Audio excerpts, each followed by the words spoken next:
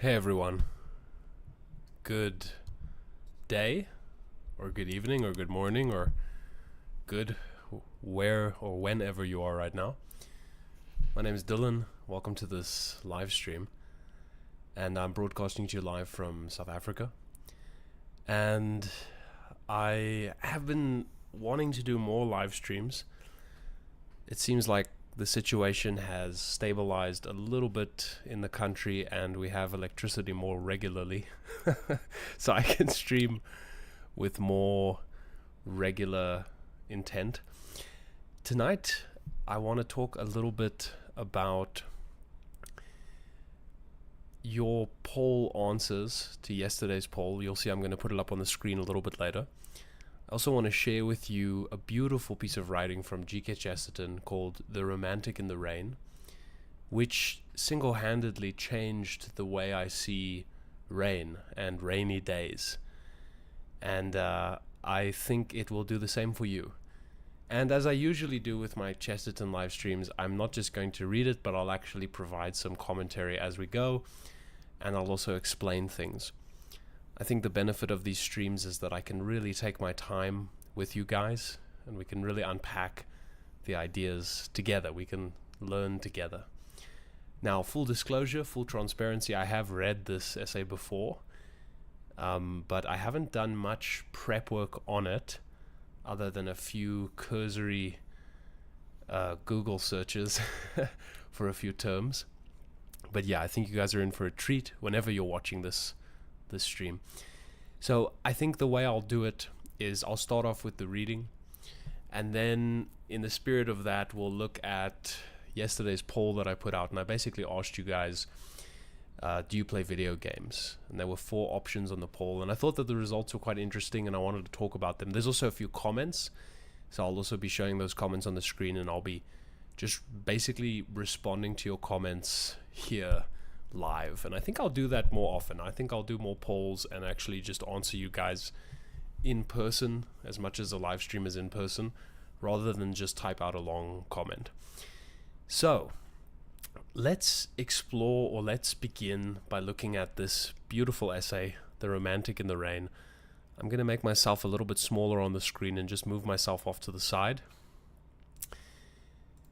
And it begins with Chesterton saying the following. And by the way, I say the word essay, it's very short. I think it's only about 2 pages, maybe 2.5. So let's jump into it. He writes, "The middle classes of modern England are quite fanatically fond of washing and are often enthusiastic for teetotalism." So right there, you might not be familiar with the term teetotalism. I'll just show you what it means here. So it's just choosing, or characterized by abstinence from alcohol. So effectively just, if you're a teetotalist, you're somebody who abstains from alcohol, right? So he's saying that the middle classes of modern England really like bathing, they really like staying clean at the time he's writing. And at the same time, they're very fond of teetotalism, of abstinence from alcohol. He then says, "I cannot therefore comprehend why it is that they exhibit a mysterious dislike of rain."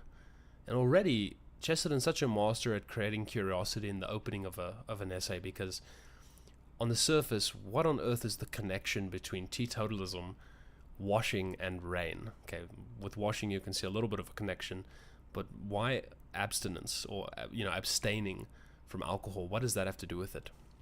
He explains, he says, "Rain, that inspiring and delightful thing, surely combines the qualities of these 2 ideals with quite a curious perfection."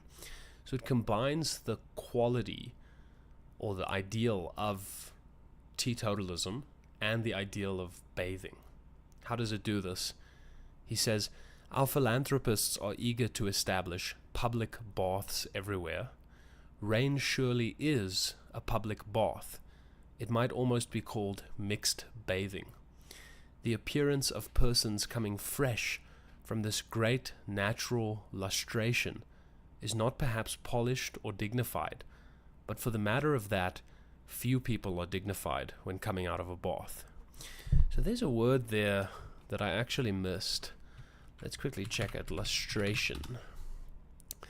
Lustration is purified by expiatory sacrifice, ceremonial washing, or some ritual action. So like ritual washing. It's a beautiful word, actually. The appearance of persons coming fresh from this great natural lustration, this great natural purifying wash, is not perhaps polished or dignified, but for the matter of that, few people are dignified when coming out of a bath. But the scheme of rain in itself is one of an enormous purification. Okay, so there we see the link to that word lustration, right? So rain is a purification, and there you can kind of see the link between rain and bathing and teetotalism and abstinence, or abstaining from alcohol. It realizes the dream of a rain, realizes the dream of some insane hygienist. It scrubs the sky.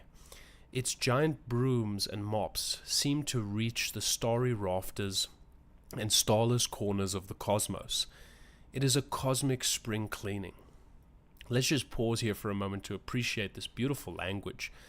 Its giant brooms and mops seem to reach the starry rafters and starless corners of the cosmos.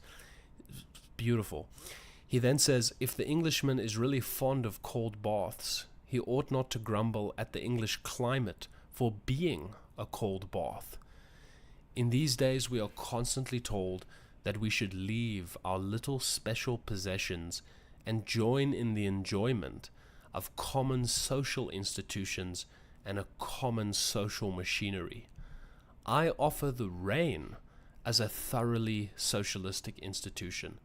So drawing all these connections between the idea that rain is like the most extreme version of a public bath. It's the most extreme version of a common social institution, since it affects all of us, since it is so massive, since it scrubs the sky and reaches the starry rafters and the starless corners of the cosmos, right? He then says it disregards that degraded... Oh, sorry guys, I just lost my spot here. It disregards that degraded delicacy which has hitherto led each gentleman to take his shower bath in private. It is a better shower bath because it is public and communal, and best of all, because somebody else pulls the string. Okay, so there's already a hinting towards God, right? Somebody else is pulling the string, as opposed to if you think of sort of a more classic shower where you're actually pulling on a string to have the water begin running. Somebody else is pulling that string here, and he says that's the best part. It's so social, it's so outside of you that you aren't even the one that's engaging it, that it's just happening to you and it's happening to everybody at the same time. He then says, as for the fascination of rain for the water drinker, it is a fact the neglect of which I simply cannot comprehend. How does the water drinker it is a fact the neglect of which I simply cannot comprehend. The fact that there's this fascination of rain for the water drinker. The enthusiastic water drinker must regard a rainstorm as a sort of universal banquet and debauch of his own favorite beverage. Think of the imaginative intoxication of the wine drinker if the crimson clouds sent down claret or the golden clouds hock. And that's such a beautiful image, right? Like, if you love to drink water, then a rainstorm must seem like this amazing banquet of delicious drink. And he's saying, now just imagine what it would be like if you took the same kind of person, but in this case a wine drinker, if the clouds were actually dark red, if they were this crimson color, and they started sending down, various forms of rain. You started seeing Merlot raining in the north, and you heard that Chardonnay was raining in the south. He then says, think of the imaginative... He says, paint upon primitive darkness some such scenes of apocalypse, towering and gorgeous skyscrapes, in which champagne falls like fire from heaven, or the dark skies grow purple and tawny with the terrible colors of port. All this must the wild abstainer feel as he rolls in the long soaking grass, kicks his ecstatic heels to heaven, and listens to the roaring rain. It is he, the water drinker, who ought to be the true bacchanal of the forests. Okay, so let's check out that word, bacchanal. I think I spelled it right. A devotee of Bacchusson, who celebrates the bacchanalian reveler, of relating to a suggestive of bacchanalia. Bacchanal, a wild and drunken celebration, or priest, worshipper, or follower of Bacchus. Okay, so we'll just go with bacchanal as a kind of guiding word here, a wild or drunken celebration. So he then says, excuse me guys, I got a bit of a cough this evening. He kicks his ecstatic heels to heaven and listens to the roaring rain. It is he, the water drinker, who ought to be the true bacchanal of the forests, for all the forests are drinking water. So the way I read that, right, is that he's basically saying that the water drinker should be the one who really worships the forests. There's this playful idea between worshipping Bacchus, I believe was the name, and now attributing that worship to the forest, because the forests do, or they live out the ultimate ideal of the water drinker, which is that they consume so much water. The forests are like the ultimate, the highest platonic ideal of the water drinker, right? Because the forests are just all drinking water. Then he says, moreover, the forests are apparently enjoying it. The trees rave and reel to and fro like drunken giants. They clash bows as revelers clash cups. They roar undying thirst and howl the health of the world. All around me as I write is a noise of nature drinking, and nature makes a noise when she is drinking, being by no means refined. If I count it Christian mercy to give a cup of cold water to a sufferer, shall I complain of these multitudinous cups of cold water handed round to all living things? A cup of water for every shrub, a cup of water for every weed. And I think, here it's already kind of worth pointing out something that Chesterton is so good at, which is he really makes you appreciate the small details of life. And funny enough, the way I discovered Chesterton was actually through Alan Watts. And the thing that I used to enjoy about Watts, and it's still something I enjoy about him, is he also has this ability to articulate and express the wonders and the joys of the small little daily events that we see. The things that we really do, in the most real sense, take for granted. They could look at these things and point out the sheer mystery and wonder present in them. So rain is such a great example of this, because even the idea that you would write an essay on rain, it almost sounds strange on first hearing, because it's such a ordinary part of life. To hear that somebody would go into such depth about it and not have it be some kind of, what would the right word be? Not have it be some kind of, I don't think biological is the right word, but not necessarily a scientific breakdown of the process of rain, but actually reflect on the poetry of rain. This is not the kind of writing we really get anymore. I doubt you would find an article written by a modern journalist reflecting on the wonder and the beauty of rain. But Chesterton does it so well, and here he even draws a connection between charity and rain, which is, again, creativity, you can often think of it as seeing connections between things that are seemingly unrelated. I actually have a great picture that kind of expresses this. So there's a sculpture artist in America called Tom Sachs, and he has this sculpture of a lobster, but its claws are like, oh my gosh, I'm going blank on the name now, but they're effectively just clamps, right? And if you look at this image, to me, when I see this, I see creativity, because I see, there's a connection being drawn between two things that are seemingly unrelated. In this case, the lobster and the clamps. But when you see it, it makes sense, because, we do think of lobsters as having almost, they have claws, but they're effectively like clamps. And for him to then sculpt this and then represent it, it's just kind of creativity placed right in front of you as a physical object. And I think Chesterton does the same thing with concepts and ideas. He takes this idea of Christian charity, and he takes the idea of rain, which might seem unrelated at first, but then you draw a connection between them and you realize that if I'm giving a cup of water to a sufferer, that's an act of charity.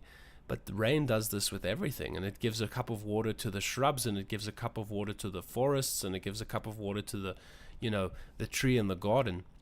So it's just brilliant. That ability to see connections is, I think, really at the heart of a lot of his writing. He then says, "I would be ashamed to grumble at it. As Sir Philip Sidney said, their need is greater than mine, especially for water." Okay, I don't know who Sir Philip Sidney is. Let's check that out.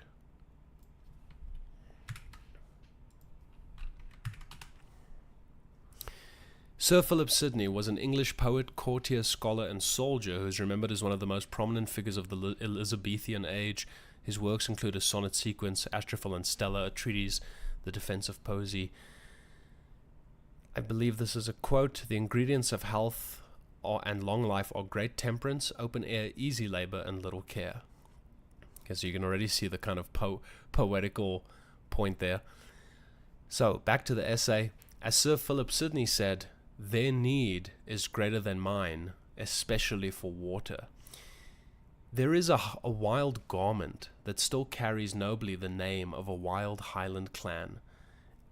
So we're talking here about Macintoshes, so a wild garment, a piece of clothing.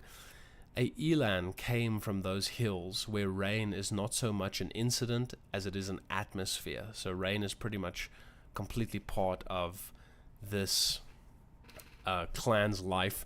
Surely every man of imagination must feel a tempestuous flame of Celtic romance spring up within him whenever he puts on a Macintosh. So just in case you don't know what a Macintosh is, I'm just going to demonstrate. So the Macintosh raincoat is a form of waterproof raincoat, first sold in 1824. So, this was being sold even before Chesterton was born. And here are some images. Great, so let's go back. Surely every man of imagination must feel a tempestuous flame of Celtic romance spring up within him whenever he puts on a Macintosh, this raincoat. I could never reconcile myself to carrying all umbrella. It is a pompous Eastern business, carried over the heads of despots in the dry, hot lands. Shut up, an umbrella is an unimaginable walking stick. Open, it is an inadequate tent. That's such a great line, I gotta read it again. When the umbrella's closed, it's an unmanageable walking stick, but when it's open, it's an inadequate tent. For my part, I have no taste for pretending to be a walking pavilion. I think nothing of my hat, and precious little of my head.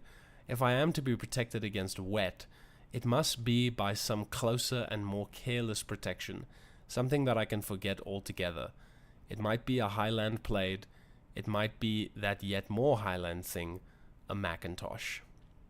So, I think this is this seems like a tangent, and it kind of is, but it relates completely to the topic at hand. So, fair enough.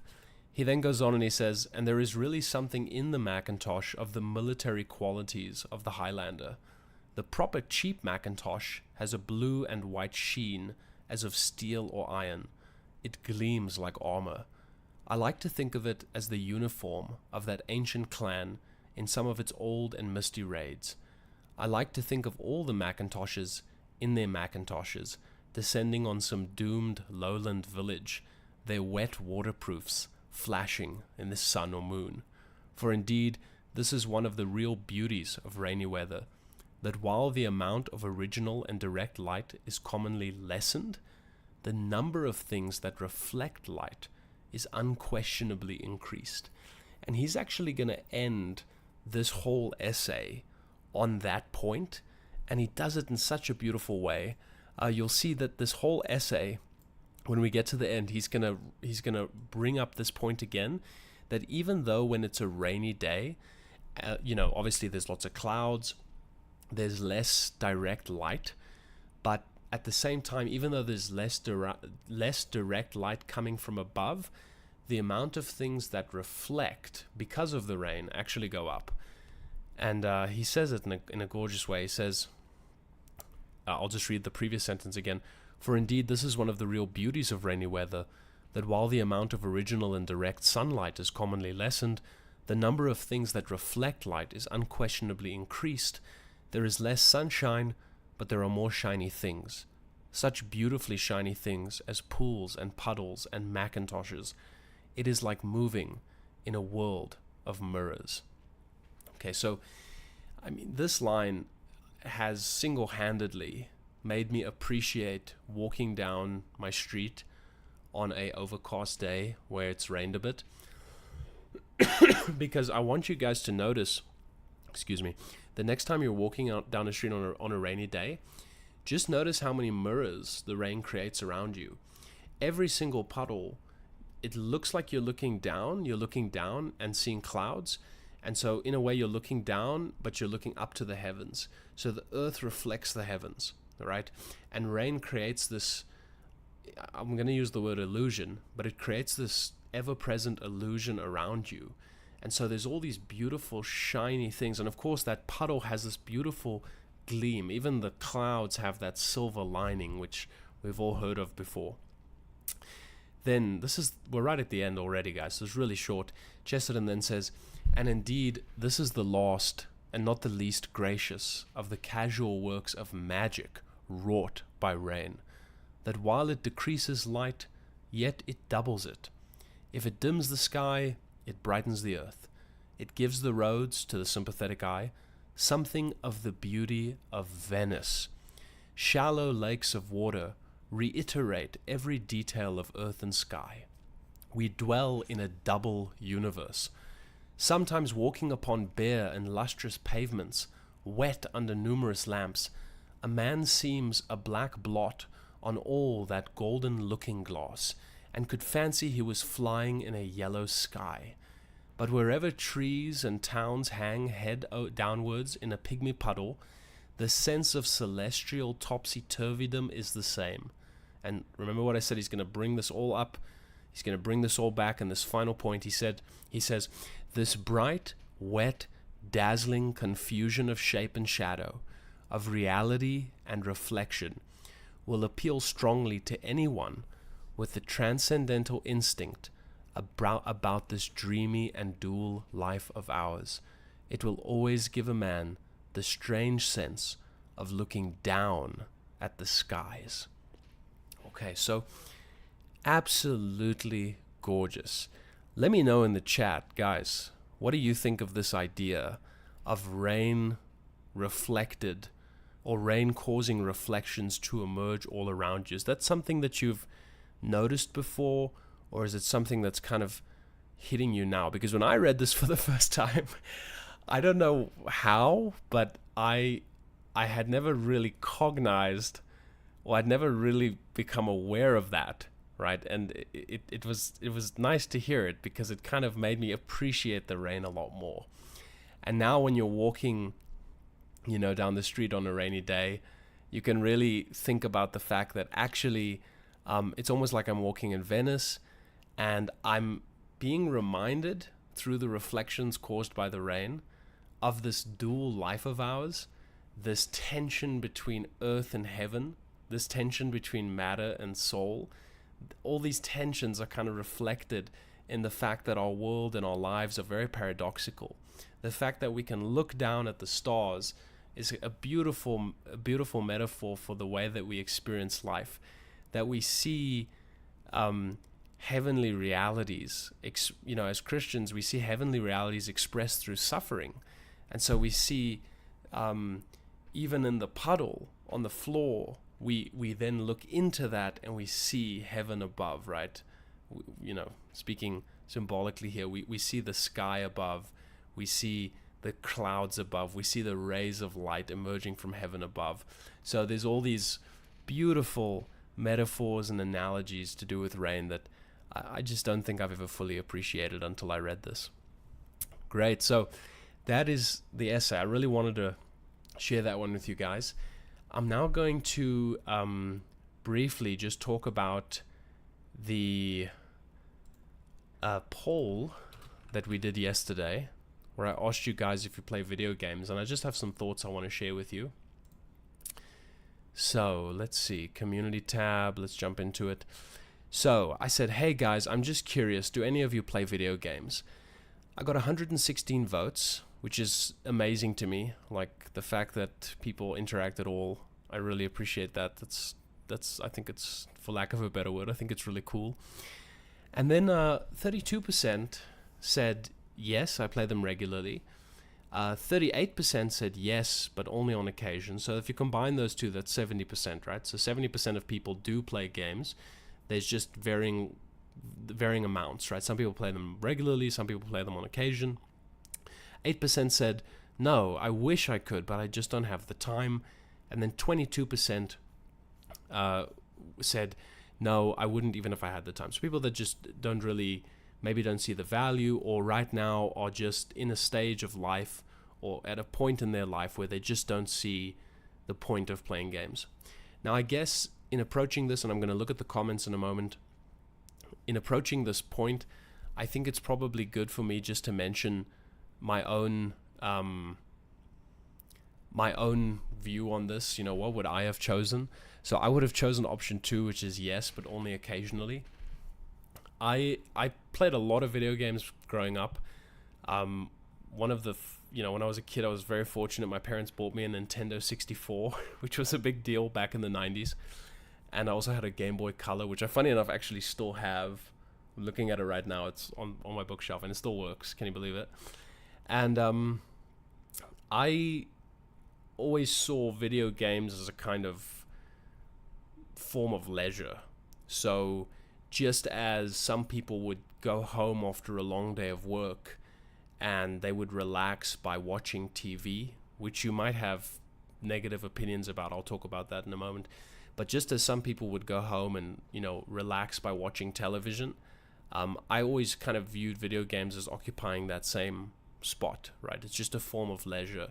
It's a way of doing something that is inherently unproductive for the sake of the enjoyment it gives you. And you could almost think about the idea that play is something we do for its own sake. So, and I'm going to quote Alan Watts here, who said, if you go watch an orchestra play live, the goal of a piece of music is not to get to the end of the song. You enjoy the song in each moment that the song unfolds. Or the point of dancing is not to pick out a point on the floor and say, okay, we're going to dance until we get to that point, and that's when we're going to stop. So if I'm listening to music just to rack up a certain number of listens, I'm in a way missing the point of music, right? I'm not listening to it for its own sake. I'm trying to accomplish some goal through it. And in that way, I've kind of lost the spirit of play. And there's definitely a sense in which play has a place in our lives. Chesterton famously said that the angels fly because they take themselves lightly. In the same way, I think that, if you're playing a video game or watching a TV show or listening to a piece of music or dancing, these are not things you necessarily do to accomplish something. The point of doing it is found in each moment of doing it. It's a form of leisure. It's deliberately choosing to use your time in a way that is not going to result maybe in the benefit of your career or the benefit of even some other worldly goal. But I do think that there can be a benefit in your spiritual life, especially in terms of, if I'm sitting down with a loved one and we're playing a game of chess, or we're playing some other board game, really winning is the goal, but it's only the goal because that's how you play the game. Above winning, there's the higher kind of meta goal, which is to actually have fun and enjoy somebody else's company, or to be entertained by the mechanics present within the board game or within the game, whatever game you're playing. But it's not just about accomplishing some goal. And I think sometimes in the modern world, I've noticed it in myself, I think we're so eager to be productive, and we're so eager to feel like we're utilizing our time effectively, which I don't know, might be a consequence of a kind of latent nihilism we've inherited, where we feel that maybe things are pointless, so I have to really maximize my time as best as I can. And we have all these anxieties about the world, and the way that the world is going and the direction that the world is going in, that we feel like we just cannot allow ourselves any time to just do something unproductive. We can't allow ourselves to just switch off and watch a movie, or switch off and play a game, whether that be a video game or a board game or a card game or whatever, right? I wonder if it has something to do with our anxieties, right? Maybe we're so anxious that we are too scared to relax. We are anxious about being anxious. We have anxiety when we permit ourselves time to not be anxious, and then we feel guilt along with that. I can only speak from my own experience, but I've certainly felt that at times, where I've played a game and a few minutes in I just get washed with this sense of guilt, and I think to myself, why am I doing this? Why am I wasting my time like this? I should be being productive. And then I switch it off and I start doing some work, but day after day, week after week, I never get to dance. I never get to just listen to a song. I never get to put my earphones in and just forget about everything and just listen to a beautiful piece of music or a beautiful melody. And so that's why I maintain what I said, that, I think you do need it for some spiritual reconnection to the kind of ground zero of reality, right? To just remember that life is not only about checking boxes, but it's a reality to be experienced, and that includes allowing yourself to listen to some music, for one example. Having said all of that, guys, I should just mention at this point that I don't want to sound naive, because at the same time, these things can be very addictive, right? People get addicted to watching series. I mean, for me, the term binge watching is, if you find a series that you love and you happen to have an open day and you find yourself spending the entire day just watching that series, I don't think the thing you want to do is brag about that. People generally, other people don't mind when we brag about our vices. It's only when we brag about our virtues that people find us, intolerable. But you'll go to somebody else and say, oh, I watched this show all day yesterday. And maybe you have a laugh about it, and maybe you don't ever do it again. But if that becomes a regular recurring theme in someone's life, where they're spending 4, 5, 6 hours a day playing video games, 4, 5, 6 hours a day binge watching series, then obviously it becomes destructive to your spiritual life. It becomes destructive to your life in general, to your psychology, to your physical health. I think at that point, it's gone from leisure, it's gone from recreation to something. I'm going to use a strong word here, but it can go to something wicked. And I don't think it's the game. I mean, it's the person who's choosing to engage in it that has some issue that they're avoiding, or they're using that game to escape from. And in that sense, it's a kind of negative escapism. And I know I'm not saying anything new here, right? We all know that, moderation is key. But we don't want to throw the baby out with the bathwater. Just because when I was younger, might have experienced, too much time being spent watching series or playing video games, now I decree that video games are evil, or that they're wrong, or that they're bad. I think that's just throwing the baby out with the bathwater. Really, the issue was the way I utilized this form of leisure, or this form of entertainment. The most obvious example of this is our cell phones. A cell phone is a very useful thing. The ability for somebody to call a friend if they're stranded on the side of the road is an incredibly useful thing to have, right? But of course, we all know that we get so consumed by this technology that eventually what can be used occasionally as a form of leisure, or occasionally as a device that could save your life, ends up becoming something that you use to escape from everything else. And this is ultimately just destructive. So I think I've elaborated a little bit on what I think on this topic. Let me now look at the comments. And I don't know if anybody watching now is somebody who perhaps left a comment, but they might watch this at a later stage, or they might watch this in the future. So I'm just going to go through them now. So Jane sorry, I just want to check you guys can see.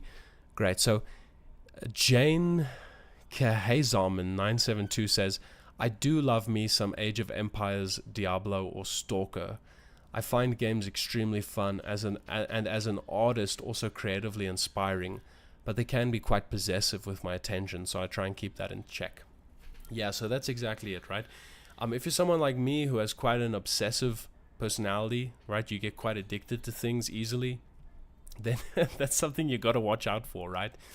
But I appreciate the sincerity here, actually mentioning that you do you do really enjoy certain games. And there is also an artistic element where, of course, there are some games where, you might play that game and it might not really inspire you creatively, but there are other games that are so beautiful. I mean, I've been playing something called Sifu recently, and the design is stunning. I'm taken aback at just what I'm looking at. And not only are you looking at something, you're actually navigating through this virtual visual world of art and looking around, and it can be genuinely beautiful at times. And I also enjoy Age of Empires quite a lot. I had a stage where I was playing a lot of Age of Empires too, but I don't play a lot of games anyway to begin with, so I don't get a lot of time to play Age of Empires anyway. And that kind of relates to the next point here, which somebody said, since becoming a father and a husband, I don't play as many games as I used to, not as much as I used to. And that's good in my opinion. Mostly if I play Nintendo games nowadays, Zelda, Metroid, etc. Probably because of the more family-friendly nature of them, but I also have become kind of turned off by the violent-natured approach of so many games on the other consoles. So many M-rated games, so much gore, so much nudity, etc. It's like TV nowadays. Scroll through Netflix or HBO, and it can be difficult to find anything between PG and R, and all the modern R-rated shows are loaded with sex, profanity, violence, and nudity. Gosh, I sound like a Luddite. But seriously, I have more fun with Nintendo games than I do playing my Xbox. They tend to be less grindy, less demanding, and that is what I'm looking for nowadays when I sit down and want to play. In all honesty, I have a more fulfilling time reading a good book, Chesterton, Woe, Dante, etc. So this is a very great point, and it's very full. There's so much I could say here, but I'll just kind of take it step by step and work through it. So I can completely relate to the idea of being a father and a husband and not having time to play. Even just doing anything that's not related to normal daily work, like my normal 9-to-5 job, the time is extremely limited. And it's not like I'm suffering to play games, right? I would much rather spend time with my wife, much rather spend time with my daughter than play a video game. But there is an element when it's very late at night, you can't sleep, or it's not even that late at night and everybody else in the household has gone to bed and you're exhausted. You don't necessarily want to read a book. And again, I can only speak from my own experience. I'm not necessarily ready mentally to go into a deep book, right? Or I just don't have the energy to do anything else. But a video game can sometimes fit into that slot. And then, of course, I can relate as well to games like Zelda or Metroid, or just even like Mario, right? Like in the various varieties of Mario, being able to play a game that's just a lot simpler and a lot calmer, and there's a sort of family unity there, which is why I love board games especially. I've also, continuing in the reading, I've also become kind of turned off by the violent natured approach. Yeah, and this is such a big topic, right? You have to use your discretion when it comes to any kind of media. whether it's television, whether it's a series you're watching, whether it's a video game, you've got to be aware of the kind of content you're allowing into your life and into your mind. Because if you're spending, if you're playing a game from start to finish and you're determined to finish the game, and that the whole game is gore or the whole game is nudity, you are essentially staring at a screen and consuming this stuff for however long the game is or however long you choose to play. So yeah, I don't want to stand on a soapbox here, but I would just say what I'm sure you already know, which is you got to just kind of regulate the content that you consume. And this applies also to games, right? If you feel like it's damaging your spiritual life in some way, then it's probably not good for you. In fact, it's definitely not good for you. And then at the end, you mentioned, Bookish Brendan, that that's why these days, that is what I'm looking for nowadays when I sit down and want to play. But in all honesty, I have a more fulfilling time reading a good book. Now, this is so true. Fulfillment doesn't always feel easy. Sometimes it can be very challenging to read a very, very difficult book. So it can be really hard work on you to get through a thick or a dense book which is layered with lots of ideas. But the fulfillment that comes as a consequence of that is so much more uplifting than necessarily just playing a video game casually. But again, I think we kind of want to be careful here with the way we compare things, right? I think people engage in different kinds of medias for different reasons. I don't necessarily hope to get the same thing from a book as I would hope to get from a video game. So for me, it's not a direct comparison, and I'm not saying that that's what you're doing, but I would just say that when I'm sitting down to play a game, I'm not necessarily looking to be intellectually fulfilled in the same way that I hope to experience that if I'm reading Belloc, or if I'm reading Chesterton, or if I'm reading Lewis, right? Then Chantal says, I play far less now. I prefer doing things like reading and making art, but I do enjoy playing Wii Sports with my partner. I think Wii Sports is just never going to go away. I think it's probably one of those games that families will probably play for a very long time. But yeah, I can relate to just playing far less. Then Nugloff says, my issue is browsing the internet over gaming. So yeah, and this is a whole other thing, right? Browsing the internet. What do they call it these days? Doom scrolling, right? Where you're just scrolling doomfully, you just continue scrolling on and on and on. I actually thought about calling this live stream bloom strolling. So, you get doomers and you get bloomers. So like bloom scrolling would be the opposite of doom scrolling. But yeah, I think perhaps we need to find ways to incorporate more. If we are going to be on the internet, at least trying to curate our feeds so that they're full of more hope and more joy and more love, as opposed to just doom. Then Gabriel Pereira says, no, I do not play games. After becoming Catholic, I realized how little I knew. So now my focus is reading and learning the faith. Also, video games give me headaches. Okay, so this is a very fair point. I can't relate to the headaches because I just don't have enough time to play to the point where I get headaches. And even if I play for, like a full hour, I've never experienced a headache from a game. I can't relate to that, but I can very much relate to your first point, Gabriel, which is that when I became a Catholic, and even still now, there's so little I know that it's scary for me to even make content about Catholic topics because I feel this immense imposter syndrome. And it's definitely not unique to me, but it's, I think, a quality of the immense magnitude of the heritage of the tradition of Catholicism. There is just so much. There are so many saints. There is so much scripture that if you convert that you just haven't read. There's the catechism. There's all this desire to learn to pray the rosary or the Divine Mercy Chaplet. There's just so much that any free time you get, you just want to give to that because that is what's really fulfilling you in the deepest possible way. And yeah, if you had to choose between video games or deepening your faith, the answer is always going to be deepening your faith. But I can completely relate to just wanting to focus on developing your spiritual life, especially when that initial conversion hits you. Of course, we can talk about conversion as something that's, you know, you have to do every day. Every day I have to choose to live the Catholic life. But I think there are kind of crests and troughs, right? So I think there's like when you just convert, if you're like on fire, you're obviously hoping to sustain that for as long as possible.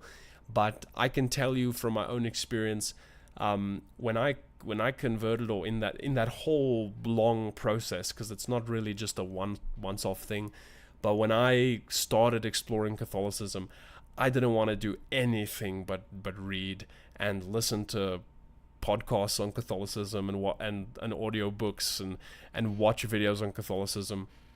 And then over time, you might let one or two other interests come back in, and you might attribute less time to, I mean, you're still praying every day, you're still attending mass, of course, but you're not necessarily reading the sheer volume that you might have, at least in the initial stages.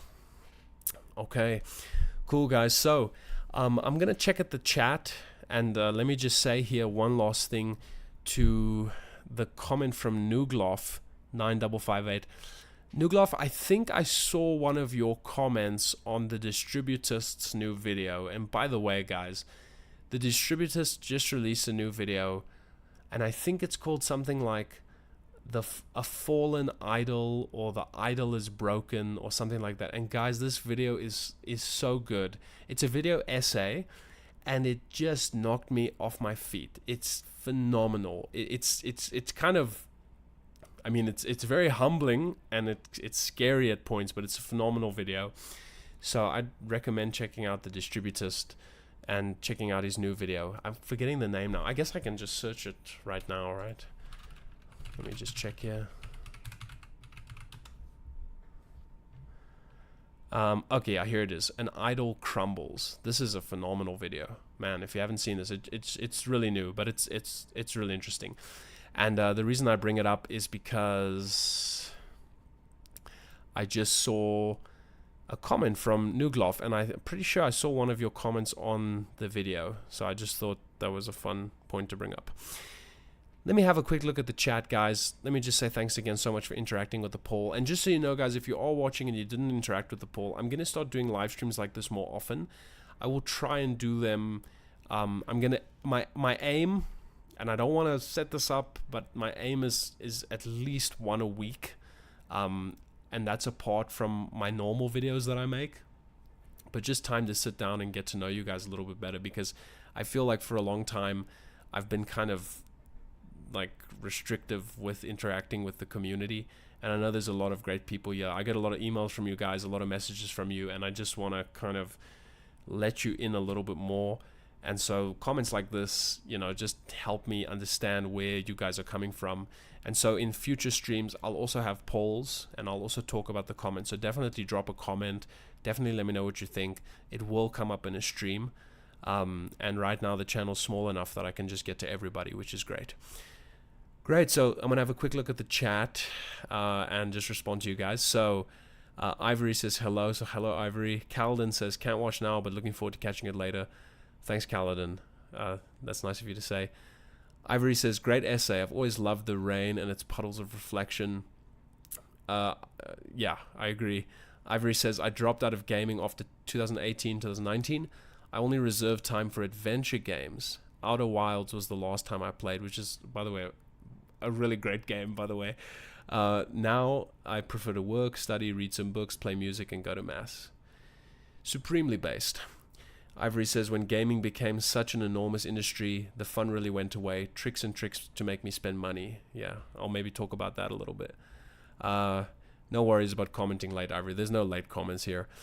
So, yeah, I mean, the gaming industry is a whole fiasco, right? I won't turn this whole stream into a gaming conversation, although I guess that is kind of one of the topics here.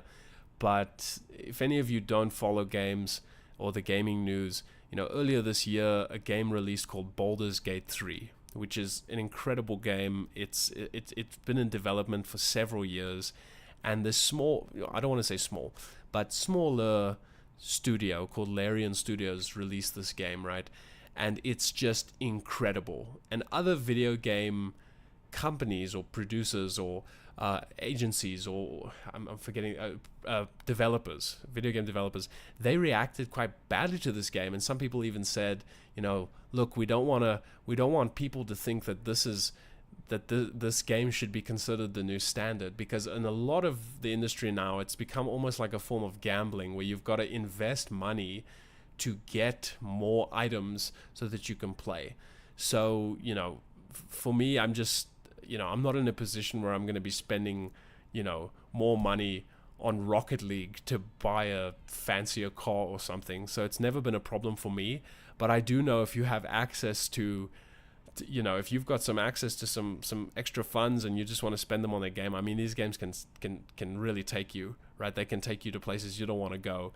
They can, you know, empty your wallet. And then also on top of that, the way a lot of video games are created now, the game is literally designed in such a way that you are encouraged to spend additional money on top of the fee you've paid to already purchase the item. It's just become this kind of, as Ivory said in the comments, you know, it's just tricks and tricks to make me spend money. Now, I do think, guys, you know, we don't want to play victim. We also want to acknowledge our own contribution to this problem, right?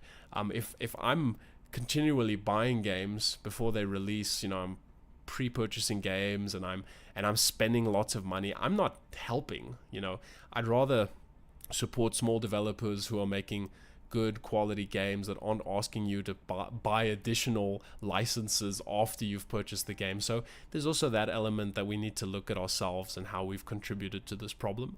But I actually personally, and this is a very optimistic view, but I'd rather be optimistic and wrong than pessimistic and right, but it's a very optimistic view. I actually do think things will balance out.